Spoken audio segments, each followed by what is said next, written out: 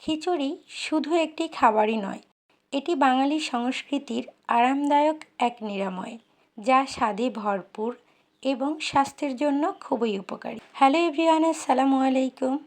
Welcome back to Aris kitchen 71। কী অবস্থা সবার? সবাই কেমন আছেন? আশা করছি আল্লাহর অশেষ রহমতে সবাই অনেক ভালো আছেন।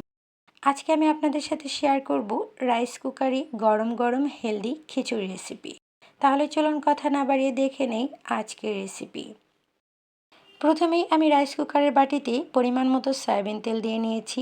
আর এখানে 3 ধরনের ডাউল এবং 2 ধরনের চাউল, গাজর, মটর কলাইশুঁটি একত্রে আমি ধুয়ে পরিষ্কার করে নিয়েছি।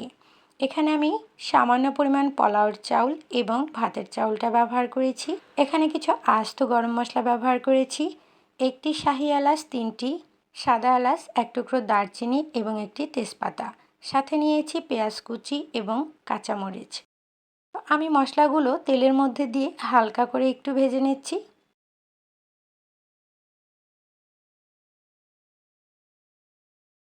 এখন দিয়ে দিচ্ছি পেঁয়াজ কুচি এবং কাঁচামরিচ কুচি।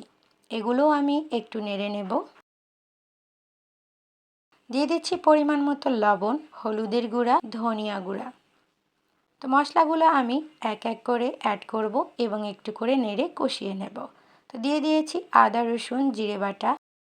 এখন দিয়ে দিচ্ছি সামান্য পরিমাণ লাল মরিচের গুঁড়া। এটা অপশনাল, আপনারা একটু যদি কালারফুল এবং ঝাল পছন্দ করেন সেক্ষেত্রে মরিচের গুঁড়াটা ব্যবহার করতে পারেন।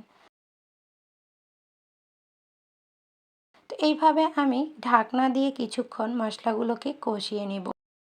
এই রান্নাটি করা একেবারেই সহজ। রাইস কুকারে খুব ঝটপট এই খিচুড়িটি রান্না করা যায়, আর এটি খেতে বেশ মজার এবং সুস্বাদু হয়। তো খুবই অল্প সময়ের মধ্যে রান্নাটি করা যায়, হাতে একেবারেই সময় নেই। ঝটপট আপনারাও চাইলে রাইস কুকারে এই রান্নাটি করতে পারেন।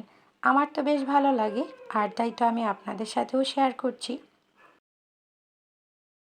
এই রান্নাটি মেসে থাকা ব্যাচেলর ভাই, বোন এবং বাসার গৃহিণী থেকে যে কেউ কিন্তু খুব সহজেই রান্নাটি করতে পারবেন। একটা সুবিধা কি, রাইস কুকারে রান্না উঠিয়ে দিয়ে বাকি কাজগুলো অনায়াসেই খুব সুন্দরভাবে করে নেওয়া যায়। তাই তো সকাল সকাল বা বৃষ্টির দিনে এমন খিচুড়ি থাকলে আর কিসের প্রয়োজন হয়। আর এই খিচুড়ির সাথে যদি থাকে একটু টক আচার, তাহলে তো বেশ জমে যায়। তো এখন আমি পরিমাণ মতো নর্মাল পানি দিয়ে নিচ্ছি।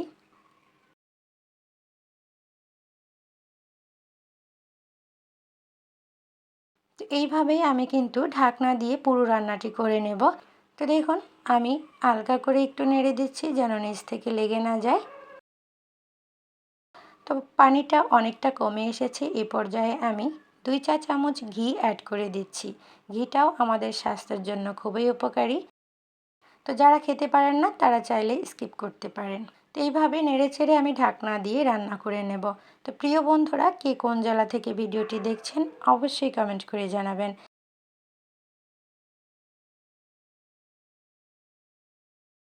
আর এই তো দেখতে পাচ্ছেন আমার খিচুড়িটির ফাইনাল লুক। তো আজকের রেসিপিটি আপনাদের কাছে কেমন লেগেছে অবশ্যই কমেন্ট করে জানাবেন। আর ভালো লাগলে প্লিজ একটি লাইক দিয়ে চ্যানেলটি সাবস্ক্রাইব করে পাশে থাকা বেল বাটনটি অন করে রাখবেন। এতে করে পরবর্তী ভিডিও আপলোড করা মাত্রই আপনার ফোনের নোটিফিকেশনে চলে যাবে সবার আগে। দিয়ে বেশি বেশি শেয়ার করি, অন্যদেরকে দেখার সুযোগ করে দেবেন। তো আমি আমার পছন্দ অনুযায়ী রান্না করে নিয়েছি। আপনারা যদি এর চাইতেও ঝরঝরে খেতে চান তাহলে পানির পরিমাণটা একটু কমিয়ে দেবেন। তো দেখা হবে অন্য কোনো রেসিপি নিয়ে। সে পর্যন্ত সবাই ভালো থাকবেন, সুস্থ থাকবেন। আল্লাহ হাফিজ।